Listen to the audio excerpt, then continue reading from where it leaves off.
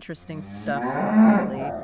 This time it seems like it's all about like how we explain ourselves, you know? Hmm. The reasons we give, the stories we tell about why we do the things we do and Yeah. why we believe the things we believe. Yeah, for sure. I mean, I think this stuff really gets at like the heart of how we understand ourselves and our actions and our beliefs. So today we're going to kind of dive deep into this. We're going to be looking at this like really important difference between reasons and justifications. Right.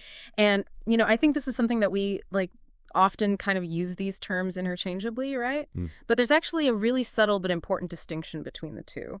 And to make things even more interesting, we're also going to look at this thing called street epistemology Yeah. and see how it can help us like understand both reasons and justifications even better. Yeah. This could be a fun one, I think. Yeah, this is going to be cool. Yeah.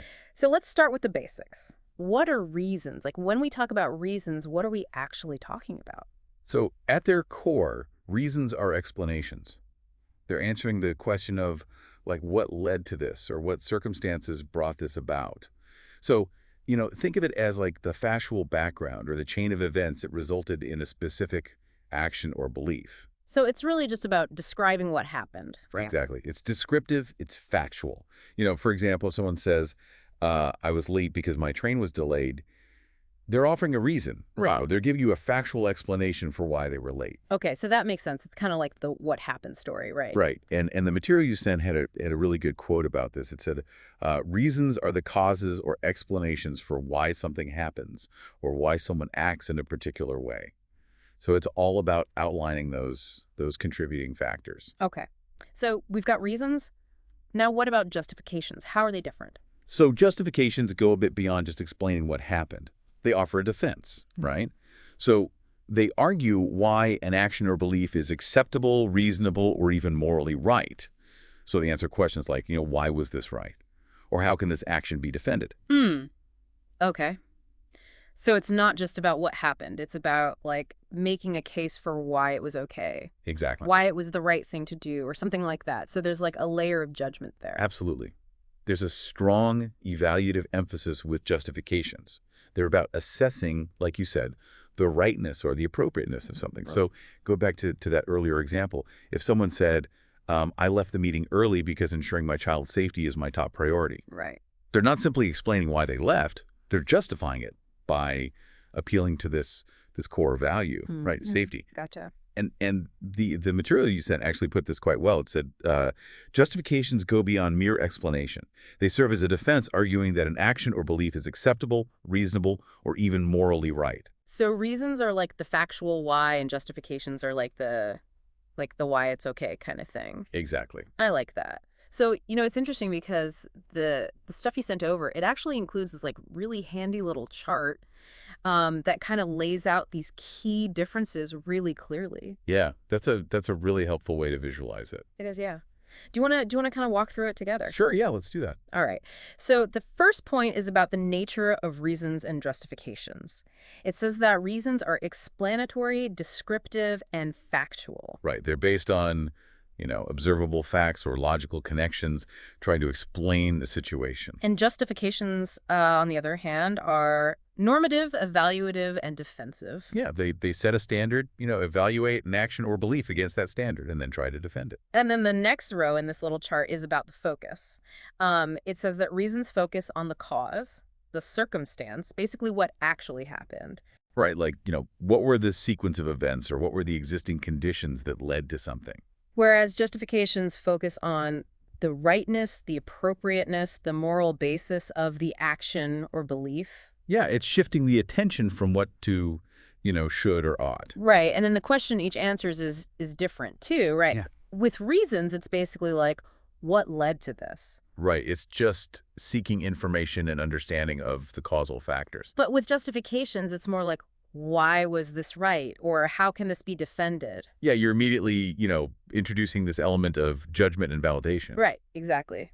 And then finally, there's this idea of language cues, which I think is super interesting. Oh yeah, those are very telling. So it says that reasons are often introduced with the word because. Right, because usually signals an explanation of cause or circumstance. While justifications often use phrases like is justified by or can be defended because. Yeah, you're actively framing the statement. as a defense of a particular stance. Hmm. So this chart is super useful, I think. But how do we actually like take this understanding and use it in our own lives? Like how do we actually spot the difference between reasons and justifications in real time? Yeah, well, the material you sent actually had some really good tips on this. Yeah, it does. One of them was to ask yourself, is this statement simply explaining what happened? Or is it arguing that something was correct or the best course of action? Okay. Right. So that kind of highlights that explanatory versus evaluative difference that we were talking about earlier. Right. So, for example, saying the store was closed, that's a reason why you couldn't buy something. Right. But saying the store was closed, so ordering online was the only sensible option. Mhm. That's a justification, right? Right, because it's like using that fact to then say that you made the right choice. Exactly. Yeah. Exactly. And, another tip was to look for factual versus normative content. So is the statement presenting, just like a cause? Yeah. Or is it asserting that something is right or acceptable? A good example, thinking about a weather report, explaining why a flight was delayed, that's a reason. Right. It's based on factual conditions. Totally. But an airline saying that delaying the flight was the responsible thing to do because they were prioritizing passenger safety, that's a justification. Right. You're going from describing a situation to evaluating and defending an action based on a value. That's a good one. Subscribe now or the cows will unleash a Moonami. Moonami. I know, it's like I don't even know what that would look like. a tidal wave of cows. You're not going to forget a Moonami. And I think that's what they're going for. Yeah, they're definitely trying to stand out. I mean, think about it. There are so many channels out there, Yeah. all vying for attention. Right. So you got to do something Yeah. to make people remember you. And they're definitely doing that. There's also this idea that context really matters, right? Oh, context is huge. So it seems like legal, ethical, or moral discussions tend to be full of justifications. Absolutely. Yeah, in those areas, you often need to defend decisions or actions or beliefs against scrutiny. Right. Based on established rules or principles or values. Right. So if you find yourself in a conversation about, accountability or moral defense, Yeah. you're very likely dealing with justifications. It makes sense. Another tip was to think about the purpose of the statement, right? So is it trying to explain why something happened, or is it trying to validate a choice? Right. So if someone says, I chose this brand because it was the cheapest available, that's a reason, Yeah. right? Price was the primary factor. Right. But if they said, I chose this brand because it's ethically sourced, Yeah. that's a justification. They're appealing to a moral standard. So one is about explanation. The other one is about defending the choice that you made. Right. Okay. And then, of course, we have to come back to those language cues, which I love Yeah. because it's like a little shortcut. Right. So, the simple word because often signals a reason. Yeah, just a straightforward explanation. But those more complex phrases like is justified by or can be defended because, those point more towards justification. Yeah, they're red flags for sure. Yeah, exactly. So now that we've kind of got a handle on how to tell reasons and justifications apart, let's talk about street epistemology. So for people who haven't heard of this before, can you just give us a quick overview? So street epistemology, or SE for short, is basically a method for having conversations, right? It's focused on really exploring and clarifying the basis for someone's beliefs. Okay. But, it's not about necessarily trying to change someone's mind.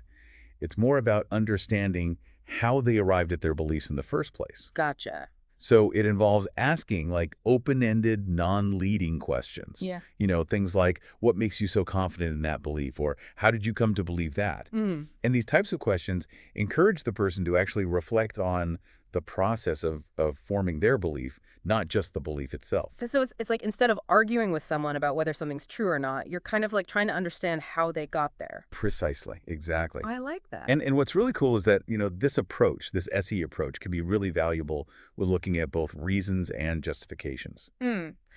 So let's break that down a little bit. How can using SE help us understand the reasons behind someone's beliefs better?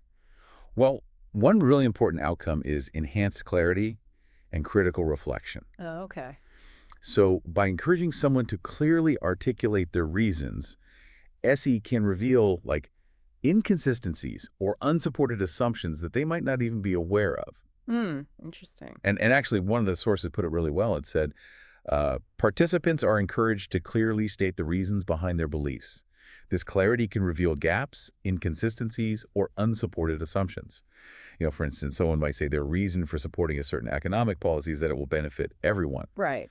But through SE questioning, it might become clear that their real underlying reason is that they believe it will personally enrich them, a premise that might not actually hold true for everyone. Right. So it's kind of like helping them uncover maybe some hidden biases or assumptions that they're making. Exactly. And through these probing questions, SE can really help uncover the foundational ideas that those reasons are built on, prompting a deeper evaluation of how valid they actually are. So it's kind of like putting their thought process under a microscope, right? It It's like is. zooming in and really seeing like what's going on there. Another thing that the material talks about is how reflecting on our reasons through SE can promote something called epistemic humility. Right. So what is that?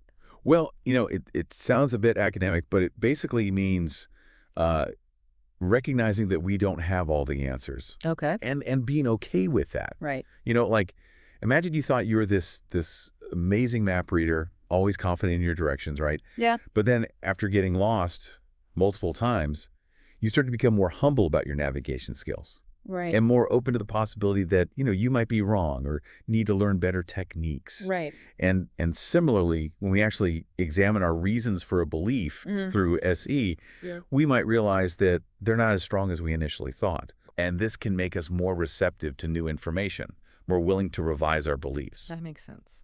And the material you said actually phrased it quite nicely. It said, as individuals reflect on the strength of their reasons, they often become more aware of the limits of their knowledge, cultivating a more humble approach to belief formation. What if you could challenge what you believe and come out stronger? Ooh, interesting. Start now at navigatingbeliefs.com. So it's like they're almost daring you, right? Yeah, like, do you have the guts to really examine your beliefs? I like it. Keeps you on your toes. Yeah, I like that. So it's about being open to the possibility that you might be wrong, which, in today's world can be like a really, really valuable thing. It's crucial. It is. And it seems like SE can also have a really positive impact on like how we communicate with others, right? Especially when we're talking about sensitive topics. Yeah, absolutely. Yeah. The fact that it's non-confrontational, it's genuinely curious, that can significantly reduce defensiveness in conversations. It really emphasizes respectful dialogue, which, fosters this open and honest discussion about the validity of someone's reasons. Yep. And the material you sent actually touched on this as well. It said, the method emphasizes respectful dialogue and genuine curiosity, which can reduce defensiveness and promote open, honest discussion about the validity of one's reasons. So instead of it feeling like a debate or an argument, it's more like a collaborative exploration. Exactly. And it can lead to mutual learning, Right. right? Both the person sharing their reasons and the person asking the questions can actually gain a deeper understanding. I like that. Yeah. So far we've been talking about how SE can help us understand reasons. Right. But what about justifications? Right. Well, with justifications, SE is really good at enhancing what's called normative clarity. Oh, okay. So it encourages people to explicitly state the values or norms that are underpinning their justifications. Right.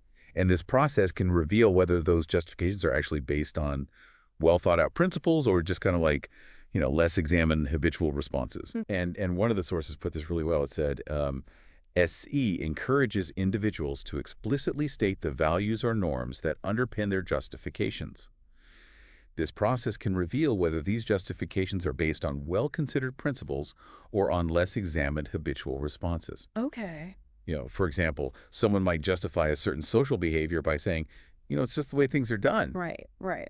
But through SE, they might be prompted to consider why it's done that way and if those underlying reasons align with their broader values of fairness or equality, for example. So it's kind of like it's helping them connect their justifications to their deeper values. Exactly. And see if there's actually like a consistency there. Right. And by questioning these justifications, SE also promotes what's called reflective evaluation. Okay. So it helps people consider whether their normative claims so their claims about what's right or wrong, actually align with their broader set of beliefs and values. Okay, gotcha. And this kind of scrutiny can lead to a more coherent and consistent, framework for ethical or moral understanding. Yeah, it's like you're making sure that your internal compass is working properly Exactly. and that your individual justifications actually fit into your larger understanding of, right and wrong. Exactly. Yeah. And I think just like with reasons, SE can really help us communicate more effectively with others when we're talking about justifications, especially when it's done respectfully. Yeah, it creates this safe space where people feel comfortable, exploring and even questioning their own moral stances without feeling attacked. Right. And the material actually highlighted this too. It said, when conducted respectfully, SE creates a space where individuals feel safe to explore and even question their own moral stances without feeling attacked. This can lead to more honest and productive discussions about deeply held values. Yeah, so it's like it takes the heat out of those conversations and helps us understand each other better. So it sounds like SE is a really powerful tool. Yeah. But are there any like considerations or limitations that we should be aware of? Yeah, for sure. It's important to have a balanced perspective. Right. Um, One thing to keep in mind is that questioning deeply held reasons or justifications can sometimes trigger emotional reactions. People can get defensive or Mhm. upset. Right. So it's really important to approach these conversations with empathy and respect. Yeah, because it's like people's beliefs and values are often really closely tied to their sense of identity. Exactly. And another point is that, not everyone is going to be equally receptive to this kind of introspective questioning. Hmm. The effectiveness of SE really depends on the willingness of the person you're talking to engage openly and honestly. Right, because if they're not open to it, it's probably not going to be very productive. Exactly. And there's also this fine line between genuine inquiry, right? And potentially sounding like you're trying to change someone's mind. So, remembering that the primary goal of SE is to explore the foundation of beliefs, Hmm. not to persuade someone to adopt a different viewpoint. Yeah. That's crucial. Yeah. And I imagine when we're talking about justifications, things Mm. can get pretty complex, right? Because these are claims about what's right and wrong. Yeah, absolutely. And claims about morality or ethics, those are very intricate. Right. And there might not always be, simple or clear-cut answers. So I think it's really important to approach these conversations with nuance and patience. Yeah. And one final point, I think, there's this potential risk of what's called entrenchment, right? Where in some cases, if someone's justifications are really strongly held, Right. they might actually just become more entrenched in their beliefs even after going through this SE process.